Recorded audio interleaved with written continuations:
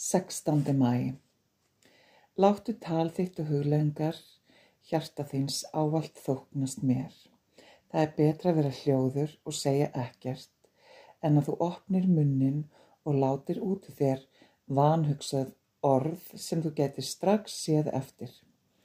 Það getur valdið ónauðsynlegum sársauka og þjáningu að vera of opinskár. Lærðu þess vegna að stýra tungu þinni og teldu upp á 10 áður en þú opnar munninn. Það tekur aðeins augnablik að segja eitthvað særandi en getur tekið langan tíma að heila það sár. Þegar þú lærir að gera allt fyrir mig, mér til heiðurs og dýrðar, muntu ekki fara villu vegar.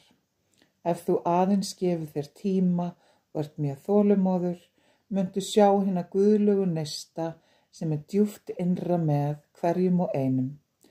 Þá verður þú fær að glæða þann neista og reyna aldrei að slökkva á honum með gagnrýni þinni, skorti á umburðarlyndi og skilningi. Þú munt vita að allar mannverur eru jafnar í minni sín.